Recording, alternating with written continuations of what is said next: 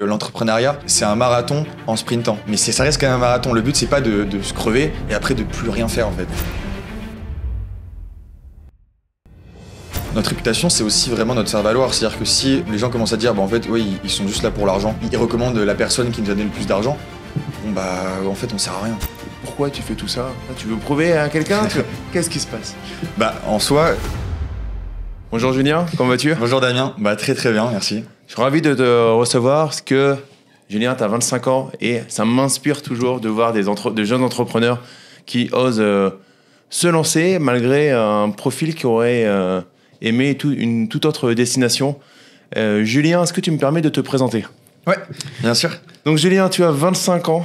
Après un bac+5 en marketing, tu fais 2 ans en CDI avant de quitter ton travail pour monter ta société.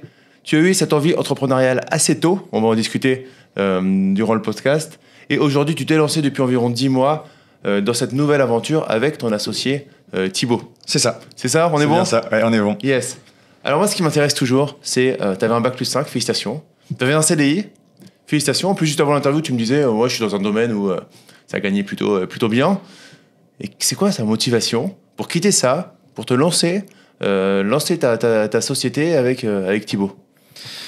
C'est une bonne question. En fait, moi, après, je pense qu'il y a quelque chose aussi d'assez personnel. C'est-à-dire que moi, depuis toujours, c'est-à-dire depuis mes 15 ans, je voulais monter ma boîte. Alors, je pense qu'aussi, c'est un peu quelque chose de générationnel où tu vois pas mal de gens sur Instagram ou même sur LinkedIn, des gens qui prennent la parole et qui ont créé leur entreprise, qui disent que voilà, c'est compliqué, mais qu'il y a un peu cette chose qui te permet de dire j'ai une excitation dans la vie. Et c'est vrai que moi je pense que ça m'a nourri et ça m'a donné vraiment envie de créer ma boîte. Et donc depuis mes 15 ans, je me suis dit je veux apprendre et à travers mes stages, à travers mes formations pour être aussi créer quelque chose qui marche. Mais c'était vraiment quelque chose que j'avais en moi depuis longtemps. Et quand tu as fait ça, quand tu as fait ce pas, tes amis par exemple, t'en as qui étaient dans le même délire ou la plupart étaient en mode j'ai fait ingénieur, je fais salarié, je vais gagner 3-4 000 balles par mois au fur et à mesure. J'ai mes week-ends, je vais faire la bringue et tout. C'était quoi la logique autour de toi? Ouais, non, la plupart, on va pas se mentir, et c'est très bien d'ailleurs, il faut tout pour faire un monde. Ils préféraient rester en salariat et dans des entreprises et monter un peu à chaque fois dans leur poste. Et c'est vrai que là, du coup, avec Thibaut, qui est aussi mes meilleurs amis de cette école-là, justement, avec qui lui, il avait cette envie aussi de monter sa boîte. Et on s'était dit, un jour ou l'autre, on le ferait. On savait pas si c'était aussitôt que finalement, mais on a eu des opportunités qui ont fait que on s'est dit c'est le moment et autant aller à fond. Alors c'est quoi que tu appelles une opportunité? C'est quoi une opportunité quand on a du coup tu avais 24 ans, ouais. Un CDI, c'est quoi l'opportunité qu'on voit qui disait tiens je monte ma boîte au final? Pour le coup, nous, c'était vraiment un alignement des étoiles. Et c'était un peu, comme je t'avais dit avant, si je le faisais pas personnellement maintenant, c'est juste que je me mentais à moi-même et que dire en fait que je voulais monter ma boîte, c'était juste quelque chose que je disais en soirée et pas quelque chose que j'allais faire. En fait, moi, donc, j'ai eu la chance ou le malheur, je sais pas, ça dépend des gens, d'avoir un plan de départ volontaire proposé par l'entreprise où j'étais avant. Et je me suis dit, en fait, pour certains, ça peut être quelque chose d'un peu triste qui veut dire que l'entreprise va mal. Pour d'autres aussi, ça peut être un signe d'un nouveau départ. Et moi, je me suis dit, en fait, cette opportunité-là, elle est en or. Et c'est mon moment. C'est-à-dire que je vais être protégé, entre guillemets, financièrement, parce que c'est vrai que c'est quand même, selon moi, la chose la plus compliquée pour se lancer, c'est vraiment se dire, j'ai plus de soutien financier. Si on n'a pas de famille derrière en plus qui a beaucoup d'argent, qui peut t'aider, c'est vrai que c'est un choix assez compliqué. Et moi, j'avais ce dire-là, de dire, avec le plan de départ que j'ai négocié, je peux être, protégé financièrement pendant 8-9 mois. Et les 8-9 mois, après, je cravache, je bosse, mais au moins, je suis maître de mon destin. Et si ça marche pas, c'est de ma faute. Et si ça marche bien, au pire, j'aurais tenté. Excellent. Tu parles d'un truc qui m'inspire, c'est un constat. Je me fais virer, techniquement parlant. Est-ce que je m'appuie sur mon sort et j'arrête tout et je déprime, je pars en burn-out et je mange des pizzas toute la journée? Ou est-ce que je me sers de ça comme une opportunité et c'est excellent parce que du coup, tu as transformé un constat qui arrivait en qu'est-ce que je peux en faire de bien dans ma vie. Et avec cette phrase qui est si je me mentirais à moi-même. Ouais. C'est excellent. Qu'est-ce que j'aurais aimé avoir cette maturité, en tout cas à cet âge-là. Vraiment bravo à toi parce qu'en fait, par effet cumulé, c'est juste ce que tu vas produire derrière et ce sera juste, techniquement parlant, c'est des maths magnifiques. Merci. Alors, tu avais un quotidien de salarié ok. Et le quotidien de l'entrepreneur, chef d'entreprise, Ouais. te faisait un peu fantasmer au final. C'est ça. Hein, mais c'est quoi aujourd'hui ton quotidien de chef d'entreprise? Bah, franchement, c'est vrai qu'on entend un peu les adages de dire, bah voilà, c'est vrai que on a les côtés positifs de l'entrepreneur qui dit, voilà, je suis maître de mon temps. Et je trouve qu'on n'en parle pas assez des côtés un peu plus aussi négatifs ou un peu stressants. Bah, c'est vrai que quand je compare ma vie de salarié, en tout cas là, je parle vraiment de mon expérience personnelle, j'étais très bien. C'est-à-dire que je bossais beaucoup, mais ça allait en fait. C'est-à-dire que j'avais pas forcément de stress intense. Et juste, je me disais, bah, je vis ma petite vie. En plus, à la fin du mois, je sais que j'avais mon salaire. Et finalement, c'était une belle vie. Hein. Moi, j'étais très heureux. Hein. Et c'est vrai que là, après, le fait de changer cela, bah déjà, tu te retrouves seul. Bon, là, j'étais avec mon associé. Mais c'est vrai que la plupart du temps, bon, on bosse dans notre bureau tous les deux, toute la journée. On voit personne d'autre. Et donc, ça fait 10 mois qu'on fait ça. Au contraire, bah voilà, moi je suis quelqu'un d'assez extraverti de nature, donc j'aime bien voir des gens, j'aime bien leur parler. Et c'est vrai que bon bah au bureau tu peux rencontrer beaucoup de gens, c'est complètement différent là-dessus. Mais donc au final, qu'est-ce que ce serait ma vie d'entrepreneur? C'est que bah, je fais, tu disais que tu faisais pas mal de sport aussi, donc j'essaie de faire le matin pas mal de sport pour être assez calme en fait, dans ma journée. Et ensuite après, c'est vrai que là, on ment pas, c'est-à-dire que nous, on veut grandir, donc on sait que c'est par le travail qu'on va pouvoir réussir à atteindre nos objectifs. Donc c'est dire que bah, après, dès le matin jusqu'à 20h, 20h30, on bosse avec mon associé, et ensuite après, bah, voilà, on va se coucher et on va recommencer ça, et on va essayer d'atteindre nos objectifs. Ok, et tu fais ça du lundi au dimanche? Bah du coup là justement je lisais pas mal cette phrase là de dire l'entrepreneuriat c'est un marathon en sprintant, mais ça reste quand même un marathon. Le but c'est pas de se crever et après de plus rien faire en fait. C'est-à-dire qu'on s'est toujours dit avec Thibaut que on bossait voilà beaucoup là, en tout cas selon nous de lundi à vendredi. Et ensuite après quand même on prenait un week-end. Donc oui ça m'arrive quand même de répondre à des mails et de bosser, mais de pas passer ma journée d'aller voir des amis, de faire du sport, même de sortir comme tu disais tu vas faire la bringue. C'est quand même on est quand même encore assez jeune, et en plus de ça bon bah si de toute façon tu commences à te créer une vie trop axée sur le travail. Mais en tout cas je sais que pour moi ça marchera pas et qu'après je vais finir par être dégoûté et peut-être même en burn-out comme tu disais, tu vois. Yeah, et donc c'est pas le but. Ouais, yeah, c'est quelque chose qui existe, hein. Le burn-out du chef d'entreprise, de l'entrepreneur, c'est quelque chose qui arrive, ou l'isolement comme tu disais, qui fait que derrière en fait tu t'es créé cette prison entrepreneuriale qui a rien à envier à la prison du salariat. Ah oui, non, totalement, on s'en est d'accord. Mais si on revient sur ton quotidien de cette entreprise, là tu nous as donné des horaires, mais tu fais quoi dans ton quotidien? Tu gères des équipes? Qu'est-ce que tu fais aujourd'hui? Bah, c'est vrai que j'ai pas forcément répondu à cette question parce que c'est assez compliqué, et sans être dans les clichés, j'ai pas forcément de journée type.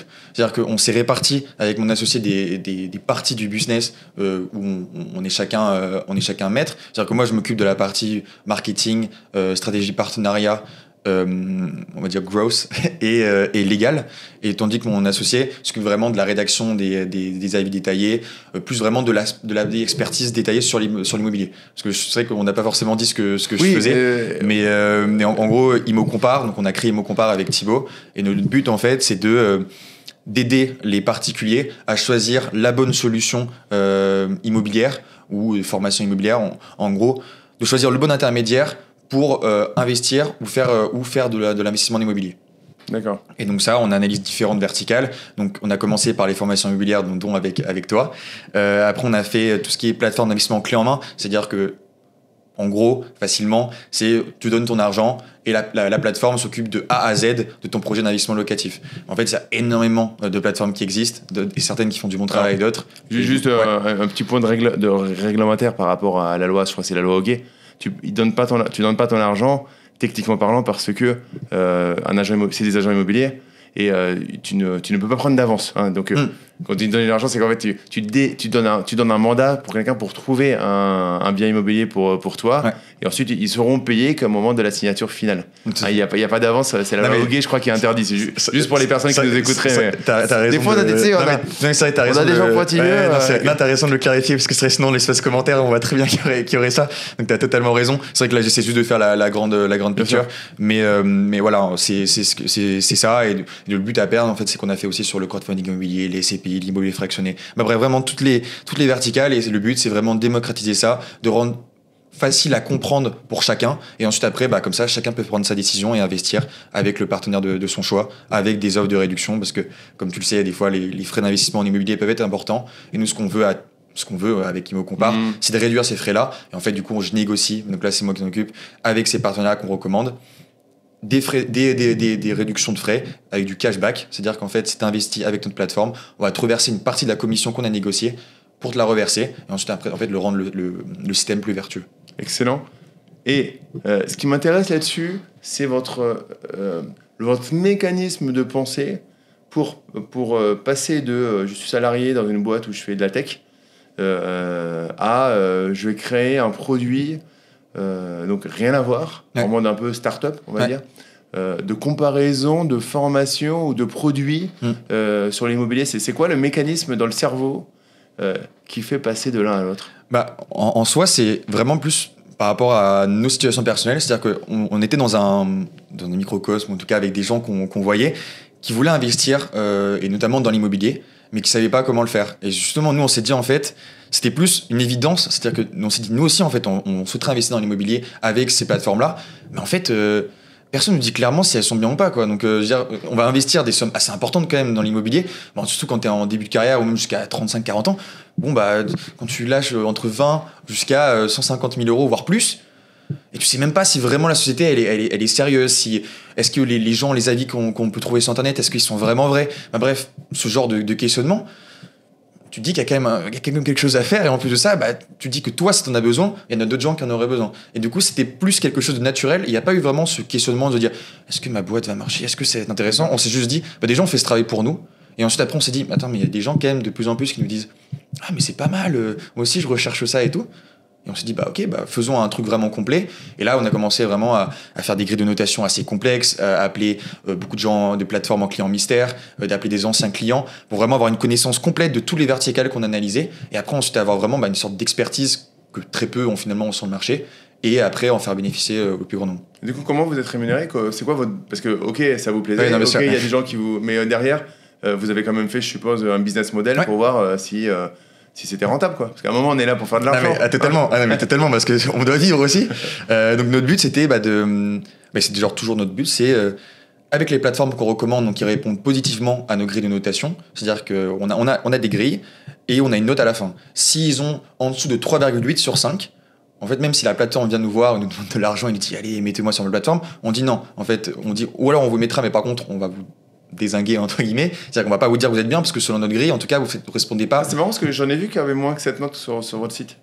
Pas 3,8 sur 5 normalement. Il y a pas de... Ah, c'est la note globale, c'est ça? La note globale, ouais. À 3,8 sur 5. Bien saqué un peu plus que ça. Ah, mais du coup, on n'a pas fait. Ah oui, donc, peut-être c'était pas clair. On en sac, mais par contre, on fait pas de partenariat avec eux. C'est-à-dire qu'on va pas travailler avec eux. Là, parce que là, tu me demandais. Ah, vous en parlez quand même? On en parle, bien sûr. Après, notre but, c'est de rester vraiment impartial et d'expliquer à tout le monde ce qui se passe sur le marché. Donc, de mentir et de pas dire ce qu'il y a aussi. Alors, par contre, bien. Tu vois, là-dessus, j'ai du mal à comprendre la logique, puisque tu en parles. Et s'il y en a qui. C'est pas bon, mais ils ont quand même envie d'y aller. Tu sais, sur TripAdvisor, t'as des hôtels où ils sont à 4 sur 5. Mais il y en a qui commandent quand même parce que des fois c'est moins cher et que les gens ils préfèrent le moins cher. Totalement. Pourquoi pas prendre un billet quand même? C'est une très bonne question et c'est pour ça qu'en fait on les met aussi sur le site. C'est qu'on veut qu'ils aient notre avis d'experts ImmoCompare sur la formation, sur la plateforme. Et ensuite, après, si la personne veut investir avec eux, bon, il n'y a pas de souci, en fait. Ils peuvent le faire. Mais par contre, ce ne sera pas via notre biais. Et donc, il n'y aura pas de lien vers leur site. Et en tout cas, il n'y aura pas de partenariat qui s'est négocié. C'est que si, par exemple, ils ont un problème ensuite avec eux, en fait, nous, c'est notre réputation aussi qui est en jeu. Nous, on avait prévenu là-dessus que c'était pas celle qu'on recommandait. Et donc, après, les gens feront ce qu'ils veulent. Mais en tout cas, nous, ce qu'on cherche c'est vraiment être le conseil pour ces personnes-là. D'accord. Vous aviez déjà anticipé le risque réputationnel important pour la société. Donc, vous avez vraiment... Quand on voit ça, vous avez vraiment une vision moyen-long terme de votre société, quoi. En soi, nous, notre réputation, c'est aussi vraiment notre faire-valoir. C'est-à-dire que si les gens commencent à dire, en fait, oui, ils sont juste là pour l'argent et ils recommandent la personne qui nous donnait le plus d'argent, en fait, on sert à rien. Alors que nous, comme je t'avais dit au début, on l'a créé parce que justement, on trouvait pas de site ou d'intermédiaire qui nous permettait d'expliquer de manière impartiale et indépendante qu'est-ce qui est bien, qu'est-ce qui est pas bien selon des critères qu'on donne. Après, chacun fait ce qu'il veut dans sa grille. En tout cas, nous, on a dit nos grilles pour chacune des plateformes qu'on a analysées. Et après, si vous êtes d'accord avec notre grille d'annotation et notre travail qu'on a fait qui qui est chronophage. Tu peux pas le faire, comme tu disais, tu vois, t'es en salariat ou entrepreneuriat, tu peux pas prendre le temps de faire ce qu'on a fait, quoi. Donc, nous, on te permet de gagner du temps et en plus, ça, on te fait gagner de l'argent en réduisant tes frais d'investissement. Donc, en fait, tout le monde est gagnant. Et après, c'est justement la réputation où là, c'est important pour nous d'avoir un peu une grande marque forte là-dessus, de dire, bah voilà, ils me comparent, c'est vraiment les experts, je leur fais confiance. Je sais pas, ma copine, elle est dessus, elle a eu un très bon investissement grâce à eux. Bon, bah tant mieux, et c'est aussi pour ça qu'on a tout intérêt à pousser les bons. Yes, excellent. Et c'est tout à votre honneur parce que j'ai pas mal de. Alors, dans mon activité où j'accompagne des personnes sur l'investissement, sur les finances, j'ai pas mal de sites qui parlent de notre société, de Focus & You, mais des sites qui m'ont pas demandé mon avis pour me citer. Et surtout, en plus, ils mettent des choses erronées, par exemple, sur les tarifs. Ça fait des clients mécontents qui nous disent que j'ai arnaqué. Parce que mes tarifs ont augmenté, mais ils ont pris d'anciens tarifs et ils sont injoignables, ces gens-là. Et j'avais bien aimé votre démarche. C'est vrai que vous avez une structuration, et c'est pour ça que je voulais t'avoir dans le podcast. Vous avez une structuration, malgré votre jeune expérience là-dedans, une vraie structuration de vision long terme. Parce qu'on a passé longtemps, long échange au téléphone pour qu'ensuite tu fasses un avis éclairé qui ne soit pas juste des banalités. Heureusement, j'ai eu plus de 3,8. Mais oui, non, c'est excellent. Du coup, tu es un chef d'entreprise qu'on appelle c'est couteau suisse, c'est ça? Tu fais un peu tout encore aujourd'hui? Ah ouais, on fait tout avec Thibaut. On a tout fait de A à Z. C'est-à-dire qu'on a commencé à construire le site. Juste après, les contrats de partenariat. Bref, on a vraiment tout fait. On s'est juste là commencé à... parce qu'on commençait aussi à grandir. On s'est dit, on est conscient qu'on a que 25 ans aussi, donc on a des choses où la maturité peut être importante et d'avoir aussi un regard ne serait-ce qu'extérieur, un peu plus lointain sur notre business. Donc là, on a commencé à prendre quelqu'un en accompagnement depuis 3 mois. C'est plus un mentor plutôt que vraiment qu'un accompagnement au day-to-day, on va dire. Et donc là, pour l'instant, on est encore en discussion. Ça fait que 3 mois, donc il essaie de comprendre un peu notre business model, où on veut aller, et comme ça nous permet aussi de parler avec quelqu'un d'extérieur. Excellent. Avoir un mentor, un guide, c'est gagner du temps et pouvoir des fois, parce que vous êtes tous les deux, donc c'est vrai que vous êtes. C'est ça. Si vous êtes dans la même vision tout le temps, des fois. Surtout la tête dans le guidon, c'est-à-dire que pour nous c'est évident. Et en fait, on s'est rendu compte, ne serait-ce que tu vois, en proposant le produit, le site justement à d'autres gens, on le construisait aussi parce qu'on en avait un besoin là. Mais le but, c'est de le faire pour tout type de profil et pour tous les Françaises qui veulent investir dans l'immobilier. Et du coup, ça, ne serait-ce que d'avoir un regard extérieur là-dessus, dire en fait, les gars, ça. C'est pas clair du tout en fait. Et alors que pour nous, c'était super clair quand on était là. Oui, c'est trop bien. Les gens vont passer par nous. Tiens, ça me fait penser. Tu connais l'élévateur pitch? Ouais. Ok. Et si je te laissais la possibilité, du coup, en 7 secondes, de pitcher ta société? En 7 secondes? L'élévateur pitch, tu connais le principe de l'élévateur pitch? Ouais, du coup, c'est le temps je pensais que c'était un peu plus... c'est le temps d'être dans l'ascenseur. Ok. L'élévateur. Ok, oui, c'est ça, mais je pensais que c'était un peu plus long. Mais 7 secondes, je dirais que Immo Compare, on vous permet de trouver la bonne solution avec le bon intermédiaire au meilleur prix. Yes. Pour les particuliers, donc investisseurs. Excellent. Excellent. C'est quoi votre vision? C'est de créer, de recruter à un moment ou de rester à une taille juste tous les deux et c'est très bien? Enfin, c'est quoi? Est-ce que vous avez déjà la vision ou pas, ou vous allez apprendre en marchant? Ouais, c'est une bonne question. C'est des sujets qu'on discute souvent. Pour être tout à fait honnête, c'est vrai que là, quand on enregistre l'interview, on est en janvier 2024. On sort de 2-3 mois en immobilier qui étaient assez compliqués, où là, il y a eu des baisses, justement un contexte, une conjoncture économique qui a fait que les investissements étaient moins importants. Et du coup, nous, c'est vrai qu'on en a un peu pâti là-dessus. Et donc, c'est un peu aussi remis nos plans de croissance à la baisse, parce qu'on avait prévu, en février, donc c'est-à-dire là dans 1 mois, de recruter deux personnes en marketing pour nous soutenir en fait et avancer plus rapidement. Donc là, on a dû dire non, en fait, on va reprendre notre business plan, on va se calmer un peu. Ça veut pas dire que Immo Compare ça va pas s'arrêter, justement, c'est s'arrêter pour mieux repartir. Et là, on le ressent d'ailleurs que maintenant, de plus en plus de gens vont sur le site et de plus en plus de gens d'ailleurs prennent des rendez-vous grâce à nous parce qu'ils comprennent l'essence de notre travail et aussi la conjoncture est plus intéressante. Donc oui, on a réfléchi à recruter. Pour l'instant, on l'a mis en stand-by, mais par contre, ça va, donc c'est juste dans le décalé, c'est-à-dire que là, on pense plus vers avril, en fonction des différentes projections qu'on a eues, plus en avril, et là, ce serait avoir 2 personnes pour nous soutenir dans le marketing surtout, et aussi dans la rédaction d'avis, donc là, d'analyse détaillée sur les solutions avec Thibaut, où là, ce serait quelqu'un avec un background financier pour aussi continuer cette essence un peu du site qui est très axé sur les données, sur les modélisations financières, vraiment pour que ça soit vraiment carré là-dessus. Et donc là, on recherche aussi quelqu'un pour en faire plus et aider Thibaut dans ça. Yes, excellent. Du coup, vous avez déjà cette vision. Alors après, de toute façon, c'est le cycle de l'entrepreneuriat. C'est-à-dire qu'il y a des moments où ça rebaisse, des moments où ça monte. Est-ce que, par exemple, si on fait un zoom un peu business, vous parlez sur votre site on en parlait en off, du FOMO, c'est-à-dire qu'aujourd'hui, par exemple, sur le dernier trimestre 2023, ce qui s'est passé en immobilier, c'est le FOMO inversé. C'est-à-dire que le FOMO, c'est quoi ? C'est je vais absolument y aller parce que j'ai peur que si j'y vais pas, je serai le couillon, entre guillemets, à pas être allé sur le marché. C'est ce qui se passe beaucoup dans les moments de bull run en crypto-monnaie ou sur d'autres, ou sur les marchés financiers de manière un peu moins caricaturale qu'en crypto. T'as tellement peur d'y aller que t'entends au repas de famille que quelqu'un a gagné beaucoup d'argent en immobilier, t'y vas. En crypto-monnaie, t'y vas. C'est le FOMO, c'est la peur de ne pas y aller. Et là, en dernier trimestre 2023, on était sur le FOMO inversé, j'ai envie de dire. C'est-à-dire la peur d'y aller parce que personne n'y va. Je suis d'accord. Et en fait, c'est l'erreur classique, puisqu'en fait, c'est à ce moment-là que normalement, il faudrait y aller. Est-ce que vous éduquez aussi dans votre site les personnes ou pas ? C'est-à-dire, est-ce que c'est des sujets que vous allez aborder dans votre site, des vidéos, on va dire, plus généralistes, on va dire brandées ImmoCompare, c'est-à-dire avec votre point de vue à vous en tant que plateforme, est-ce que ça vous arrive de le faire ou vous restez dans votre logique de on compare des formations ? Totalement, ça fait partie de la genèse ImmoCompare, c'est qu'on a commencé du coup dans la stratégie par les avis pour commencer à avoir du trafic et aussi montrer aux gens ce qu'on veut faire.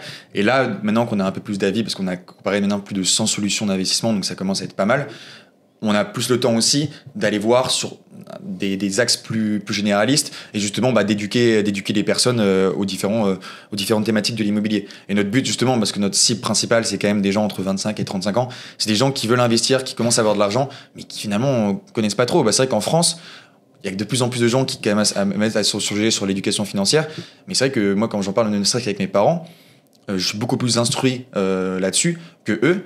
Et ils savent pas forcément quoi faire de leur argent parce qu'en fait personne leur a appris, ils ont pas pris non plus, ils n'avaient peut-être pas la capacité ou la facilité que maintenant qu'on a avec YouTube, avec les podcasts, avec les différents sites qui existent.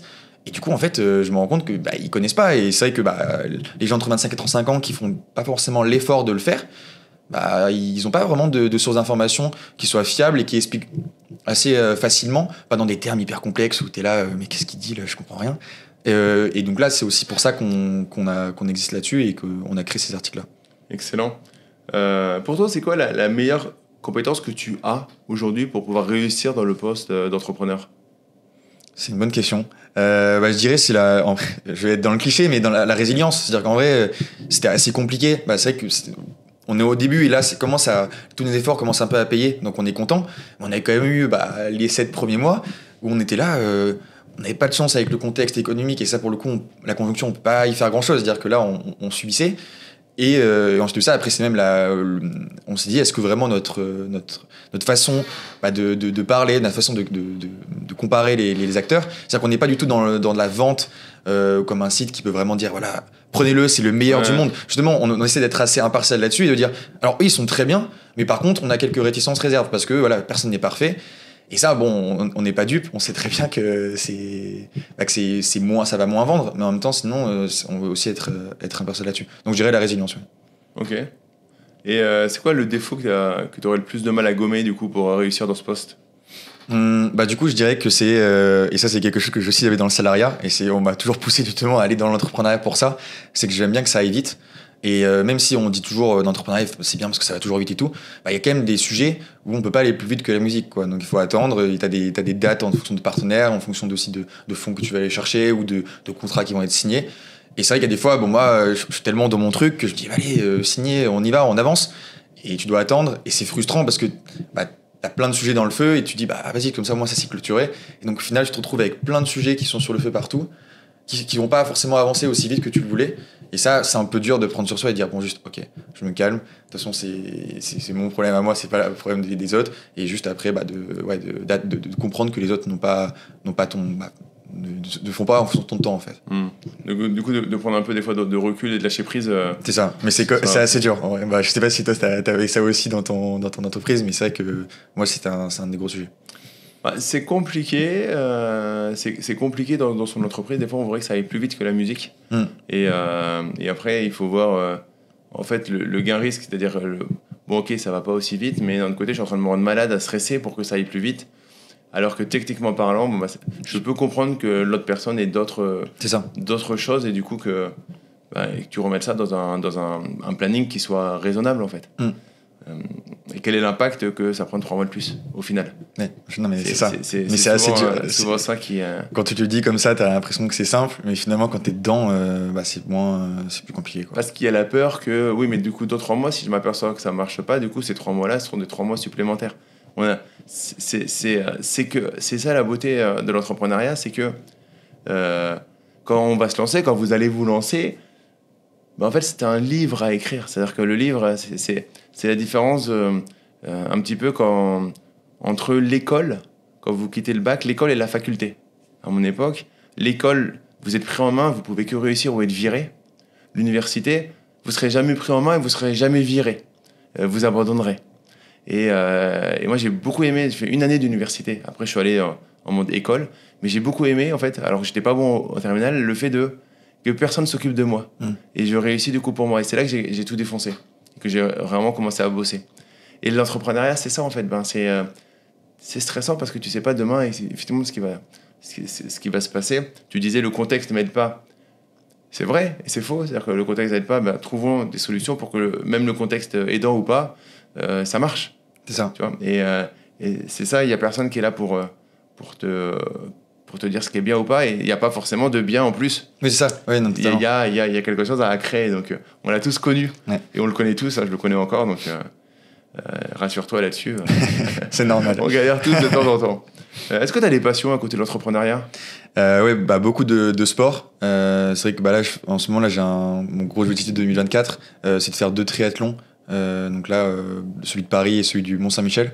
Donc là, ça fait partie de mon plan d'entraînement où j'entraîne pas mal. Et sinon, le foot et le tennis, où j'en ai fait beaucoup en compétition quand j'étais jeune. Et là, j'en fais un peu moins parce que finalement, le foot, il faut quand même être 11. Donc c'est vrai que c'est compliqué d'aller chercher des potes et de se mettre dans un club. C'est assez engageant au niveau temps. Et tennis, j'en joue assez régulièrement quand même aussi. Du coup, d'avoir ces passions à côté de l'entrepreneuriat, pour toi, si quelqu'un là qui voudrait se lancer, tu dirais lâche jamais, garde au moins une passion à côté de l'entrepreneuriat. C'est assez marrant, mais tu vois, je fais beaucoup plus de sport depuis que j'ai monté ma boîte qu'avant. Je veux dire, j'en faisais déjà, mais je veux dire que là, j'en fais pratiquement tous les jours parce que peut-être j'ai ce niveau de stress qui est plus intense. Et du coup, en fait, le sport, avant, je le faisais parce que j'aimais bien et voilà. Là, je le fais parce que c'est limite entre guillemets vital. C'est-à-dire que ça me permet vraiment d'être calme et de bien bosser. C'est des clopes, quoi. C'est un peu ça, ouais. Ça, je fume pas, donc c'est ça. C'est ça. Le paquet de clopes du c'est fumeur. Ça, ouais, c'est vraiment ça. C'est un peu ça. Yes. Et alors, dans le sport, il y a quelque chose qui est aussi là. Je crois qu'il y a des hormones qui font que tu as une dépendance d'une certaine manière au sport. Hein. On se crée une dépendance au sport, au bien-être, à la relaxation, à ce que ça nous amène. Derrière, on crée une dépendance. Il y a ça. Alors toi, tu fais des triathlons, donc tu dois le sécréter parce que c'est un truc qui est beaucoup chez les coureurs. Et il paraît que, alors moi, j'ai jamais réussi à passer le pas, mais qu'après les 3 premiers mois, en fait, ça devient un bonheur, un plaisir. Et tu vois, alors moi, j'ai jamais dû passer les 3 premiers mois. Moi non plus, je l'ai pas trop. C'est-à-dire que j'ai fait, tu vois, un 21 km. Franchement, j'ai dit, bon, ok, le triathlon, c'est mieux fait pour moi, c'est 10 km, voire plus. Mais c'est pas les 42 où là, vraiment, je dis aussi, bon, c'est. Non, j'ai fait aussi un semi une fois en revenant de vacances. Je n'étais pas du tout entraîné. Il faisait 35 degrés sur le bord de Marne, avec sur le goudron. Ça, le plaisir, du coup, là, j'ai mal à ressentir aussi. Hein. Alors, on va revenir sur l'angle de motivation. Et du coup, ce qui m'intéresse, c'est ce qu'on appelle le why. Hein, c'est le nom du podcast, le why, le pourquoi. Parce que je crois que c'est ça, à l'intérieur, qui des fois nous fait faire des actions un peu différentes des autres. Tu vois, c'est quoi, toi, ton... Pourquoi tu fais tout ça? Pourquoi tu veux faire ça? Tu veux prouver à quelqu'un? Qu'est-ce qui se passe? En soi, c'est une bonne question. Déjà, j'avais quand même ce truc-là en moi de dire, fait, je voulais avoir ma boîte. C'est-à-dire de me dire, voilà, c'est ma boîte et je la vois grandir. J'ai des gens avec moi qui veulent rejoindre le même projet et on est une même équipe. Et de dire, en fait, voilà, c'est mon projet, quoi. C'est vraiment quelque chose que j'avais tout le temps. Et ensuite, après, c'est quelque chose aussi plus, pas vraiment par rapport aux autres, mais plus par rapport à moi, où je suis assez dur envers moi-même. Et en fait, je me suis toujours dit, si tu arrives à monter un projet, le réussir et en tout cas l'arriver à où tu voudrais, c'est-à-dire que voilà, déjà je pourrais plus entre guillemets me respecter et me dire bah voilà, en fait je suis en phase avec moi-même et j'ai fait ce que je voulais faire. Après bon bah la vie après il y a plein d'objectifs qui arrivent, mais en tout cas là un de mes premiers objectifs de vie de 25 ans quoi, c'était vraiment de monter ma boîte et d'en faire une réussite. Ouais, c'est un défi personnel en fait. C'est un défi personnel ouais. Et du coup maintenant que je partage avec Thibaut qui a aussi ce même projet. Ok. Du coup, vous êtes en voie, ça y est, vous pouvez vous rémunérer dessus. Bah, ça arrive. Du coup, on a commencé à faire de l'argent, oui, qu'on investit directement dans l'entreprise. Donc, pour l'instant, en fait, moi, j'ai la chance, quand j'avais eu mon plan de départ, d'avoir là jusqu'à mai un soutien. Et ensuite, après, bah, là, il faudra qu'on se rémunère. Mais là, pour l'instant, en fait, on essaie comme on a ce soutien-là, et c'est aussi ça, c'est bien en France de dire ça quand même, parce que on dit que c'est aussi dur de monter une boîte en France, mais c'est vrai qu'il y a quand même des avantages. Ouais, et ça, pour le coup, bah, c'est quand même exceptionnel d'avoir cette aide-là pendant 8 mois. En tout cas, moi, c'est ce que j'ai vu pendant 8 mois, juste pour monter ma boîte sereinement et me dire, bon, voilà, en fait, je pourrais manger et je pourrais me loger. Et après, voilà, après, c'est à moi de réussir ou pas, quoi. Et si je réussis pas, bah, c'est de ma faute et je pourrais m'en quand même. Est-ce que tu dirais que tes études t'ont servi pour ton projet entrepreneurial? C'est une très bonne question. Moi, j'ai fait une école de commerce et c'est vrai que ça te permet d'avoir un peu un ensemble de compétences, mais finalement, c'était plus moi mes projets à côté qui m'ont permis et mes stages qui m'ont vraiment permis d'apprendre énormément. C'est-à-dire que oui, ça m'a donné un saut de compétences, mais finalement, pour monter sa boîte en tant qu'entrepreneur, et c'est pour ça d'ailleurs que je trouve que ce qui est bien dans l'entrepreneuriat, c'est que tu trouves beaucoup de profils assez différents. C'est-à-dire que tu as des gens qui ont fait des grandes écoles, mais il y en a d'autres qui n'ont pas fait et qui font des boîtes aussi réussies, voire plus, même pour ceux qui n'avaient pas forcément le profil que dit ouais, il faut faire absolument HEC et ensuite après faire ça. Et donc finalement, moi, c'était plus des activités à côté de leadership, entre guillemets, ou de business qui m'ont permis d'apprendre. Après, tes stages ont été. Tu as pu faire tes stages parce que tu avais fait tes études. C'est ça. Et aussi, c'est pour ça que c'est aussi le fait que moi, si je devais refaire le même chemin, je le ferais la même chose. Et c'est ce que j'avais fait, c'est que je me suis dit, il faut que j'ai cette école pour accéder après à ces stages. Mais ensuite, par contre, c'était vraiment dans mes stages où j'ai vraiment appris, ou dans mes expériences d'association, où là, je me suis vraiment un peu découvert, quoi. Yes. Et du coup, ma question derrière, c'est pour savoir qu'est-ce que tu dirais à un jeune qui a envie de lâcher ses études pour se consacrer 100% à son projet entrepreneurial. Du coup, là, il est super motivé, il nous regarde, tu lui dirais quoi, toi? Moi, je lui dirais déjà de commencer par le faire en side business. C'est-à-dire qu'en soi, quand tu fais tes études, tu as quand même un peu de temps, ou en tout cas, tu as du temps que tu peux allouer pour des choses, pour des projets, ou même, au lieu de sortir peut-être 2 fois par semaine avec tes potes, tu sors qu'une fois ou pas du tout pendant cette semaine et tu bosses sur tes projets. Et déjà de commencer par ça, de tester son produit auprès du marché, voir s'il y a une demande. Et s'il y a une demande vraiment forte et que la personne est vraiment sûre d'elle et qu'elle a vraiment pas peur, en vrai, je suis personne pour lui dire qu'il faut pas qu'elle se lance absolument et qu'elle quitte ses études. Par contre, il faut aussi qu'elle se dise que c'est très risqué et que déjà, de monter son projet, je veux dire, c'est pas parce que tu montes pas ta boîte à 22 ans que tu pourras pas le monter à 25 ans. Donc c'est-à-dire que tu peux attendre un peu et entre guillemets perdre du temps, avoir une situation un peu plus stable et après la monter et à la limite même après tes études, mais tu as déjà un produit qui marche un peu et tu peux te faire un peu de sous aussi juste pour vivre. Parce que, Yes. Est-ce que tu penses pas que quelqu'un qui est aussi motivé que ça, il peut pas tout simplement lancer ça en même temps que ses études et que s'il réussit dans l'entrepreneuriat, ses études, c'est doigts dans le nez? Ah oui, totalement. Mais après, c'est aussi le temps que tu veux allouer. Ah oui, donc ça, sur ça, on est d'accord là-dessus. Hein. Mais c'est plus le temps que tu dois quand même allouer. C'est, tu vois, par même réviser. Même si tu sais que tu vas l'avoir, tu dois quand même passer du temps, peut-être 5 heures sur des sets de trigonométrie. Alors qu'en vrai, c'est les 5 heures-là, tu pourrais, si c'est quelqu'un qui code, coder ton site. Je veux dire, c'est aussi une question d'allocation de temps, quoi. C'est ça. Mais ok, excellent, c'est plutôt bon. Alors, la question suivante, c'est qu'est-ce que tu dirais au Julien de ses débuts? Si on se reprend au Julien d'après bac, tu dirais quoi? En soi, pour l'instant, après, je suis encore assez jeune et c'est vrai que j'ai pas peut-être le recul assez nécessaire, mais je trouve que j'ai entre guillemets un plan de vie, quoi, des petites étapes que j'ai envie de faire. Et pour l'instant, je suis ce plan de vie. C'est-à-dire que je m'étais dit, bah voilà, d'abord tu fais ces études-là et tu les finis comme ça. T'as quand même un socle, voilà, assez fort. J'avais dit que je faisais 1 an et demi au moins de CDI pour un peu quand même apprendre, parce que je me voyais mal en sortant des études commencer à lancer mon projet. Bah, je me sentais pas assez légitime.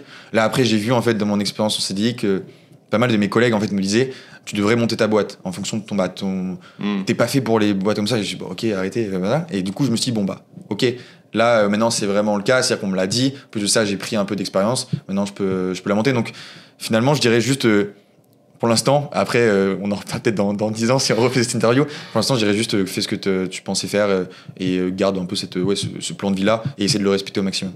Excellent. Est-ce que tu lis? Je lis, ouais. Je lis pas mal. Est-ce que tu pourrais nous donner 3 livres qui t'ont marqué pour ce changement, ce lancement dans l'entrepreneuriat? Moi, j'ai un livre que j'ai lu l'année dernière et qui a vraiment genre un peu changé ma vie, ou en tout cas la vision que j'avais de la vie et des gens. C'est Sapiens. Je sais pas si tu vois le livre. Je vois, je l'ai pas lu, mais. Et bah, franchement, je te le conseille. Il est très bien. Et en fait, ça te permet un peu de mettre un recul sur la vie ou de les pressions que tu te donnes, en fait, te rendre compte que l'humanité, elle est écrite il y a plein de temps et que comment l'humain réagit, en fait, c'est dû à certaines pathologies. Bah, bref, c'est vraiment bien et je trouve que c'est mon premier livre et vraiment le livre que je pense que tout le monde devrait lire. Alors que peut-être j'en fais un peu trop, mais c'est vraiment en tout cas ce que j'ai ressenti. Et ensuite après, c'était plus un livre business de négociation qui s'appelle Getting to Yes, où là en fait, ça t'explique un peu comment comment justement arriver au oui, et en fait que ce que tu vends ou en tout cas ce que tu proposes, t'arrives toujours à trouver un peu le bon angle pour le donner. Et ensuite après en troisième, je t'avoue que j'en ai pas forcément un qui me vient en tête. En tout cas c'est les deux là que je recommande absolument. Enfin en troisième j'en ai pas forcément. Je vous mettrai les liens des livres dans la description.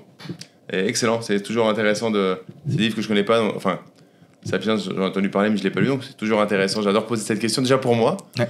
Et puis je pense que c'est intéressant pour vous de prendre un des livres. C'est un mécanisme. Le livre, c'est hacker le cerveau de quelqu'un. Quand on parle en plus de livres de non-fiction, c'est juste des pépites. Vous allez dormir, vous allez passer 10, 15, 20 heures avec quelqu'un que vous connaissez pas, qui peut être un mentor indirect. Et pour 20, 25, 30 euros, c'est juste une obligation d'y aller. C'est du gâchis de pas le faire en tout cas. Je suis d'accord. Tu sais, moi j'ai fait ce podcast à la base pour le mois d'il y a quelques années où je prenais le métro, j'écoutais des podcasts comme ça inspirants et je retournais à la banque dans des réunions. Et du coup, pendant longtemps, ce que je voulais faire, ça passait à la trappe parce qu'il y avait la famille, il y avait le boulot et tout. Et est-ce que tu auras un conseil pour la personne là qui nous suit et qui est dans le métro, peut-être en train de marcher et qui va bientôt couper le podcast? On a bientôt fini. Et qui va retourner à son travail, à cette pression, et retourner dans son train-train avec cette prison dorée, ce CDI bien payé. T'aurais quoi comme conseil, ton conseil que tu pourrais lui donner? Elle nous écoute. On nous écoute jamais par hasard. Tu lui donnerais quoi comme conseil? Je dirais si vraiment cette personne-là a un feu intérieur qui lui dit qu'elle en peut plus, ou en tout cas qu'elle veut se lancer, qu'elle ait bien en compte que ce qu'elle va entre guillemets abandonner et ce qu'elle va pouvoir avoir avec ça. Est-ce que c'est vraiment le fait de vouloir quitter son job qui lui fait ça, ou est-ce que c'est quelque chose d'autre? Et si c'est vraiment ça, et c'est quelque chose vraiment un projet qui lui tient à cœur et dit mais en fait c'est ça que je veux faire de ma vie. En fait moi j'ai un peu même si voilà j'ai que 25 ans, je me suis rendu compte assez vite que la vie était assez courte et que finalement d'avoir des regrets, ou en tout cas de dire j'ai envie de faire un truc et je le fais pas, en fait déjà ça te rend triste et en plus de ça ça te frustre. Alors que bon, si vraiment t'as ça, en fait, tente-le, et au pire, et comme je disais, en France, on a de la chance d'avoir un système qui peut nous supporter, qui peut nous aider à faire nos projets, de tenter, et vraiment de bosser dur pour y arriver. Et après, si tu y arrives, trop bien. Si tu n'y arrives pas, t'auras tenté et tu reviendras dans ton CDI, mais au moins tu n'auras pas de regrets, et après tu pourras pas te plaindre justement de te dire ah ouais, j'aurais pu faire ça. Non, tu l'auras fait, t'as pas pu, et après, voilà, c'est la vie aussi, il n'y a pas que des réussites. Excellent. Ou alors des fois, c'est pas le premier projet qui réussit aussi. Aussi. On est nourri par nos échecs autant que par nos succès. C'est vrai, je suis d'accord. Si tu avais une baguette magique, tu changerais quoi à ta vie? Ah, c'est assez dur. Qu'est-ce que je changerais? Peut-être d'avoir une vision encore plus forte sur ce que je veux faire de Immo Compare et des prochains projets, d'avoir une façon de voir la chose plus claire. Après, bon, c'est vrai que ça fait partie de l'entrepreneur, quoi. Tu peux pas tout voir clair et tout, mais peut-être d'avoir cette vision qui soit plus claire et qui soit peut-être un peu plus rassurée sur ce que je vais faire, où je vais aller.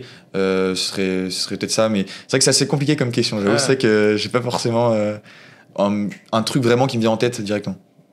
J'ai essayé de mettre en place des questions qu'on voit pas forcément ailleurs. Non, mais c'est bien. C'est vrai que c'est l'originalité. C'est une bonne question. J'encourage les gens à se poser cette question-là. C'est pas si simple. C'est ça, et des fois c'est tout simplement rien, parce qu'on n'y pense pas, mais c'est intéressant de se poser les questions, parce que ce cheminement. En fait, les questions que je pose aux invités, en fait, on peut tous se poser ces questions de temps en temps, à intervalles. Faire par trimestre, semestre, année. Faire un petit point sur nos différents. Est-ce que j'ai laissé de la place sur mes passions par rapport à ma vie de tous les jours? Est-ce que j'ai laissé de la place à mes enfants, à ma femme, à mon mari? Et comment il est mon équilibre, tu vois? Sachant que des fois, on a des déséquilibres. On a fait un bon tour. On arrive à la fin de cette interview. Je te remercie pour tout ce que tu nous as transmis. Et il est de tradition, et je préviens jamais l'invité avant, que c'est l'invité qui donne le mot de la fin, qui conclut le podcast. D'accord. Donc je vais conclure de mon côté, ça te laisse quelques secondes, et puis tu auras le mot de la fin pour les personnes qui nous suivent.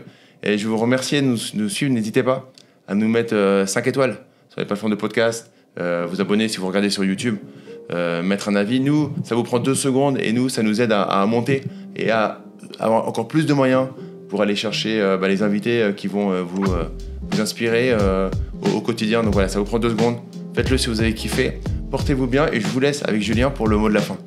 Moi, je pense que je vais revenir sur le passage où je disais que la vie était assez courte, et que si la personne qui m'entend actuellement veut absolument se lancer à un projet depuis longtemps, il ou elle veut créer, qu'il se lance. De toute façon, on n'a qu'une vie, donc il faut y aller.